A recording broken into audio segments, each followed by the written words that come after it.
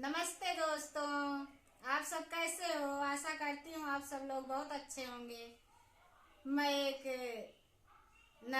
देवर और भाभी का गीत गाने जा रही हूँ। जैसे लगे कमेंट में जरूर बताना।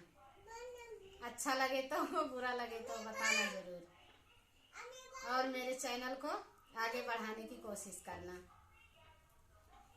इमली की हरी हरी पाती देवर भौजैया से राजी।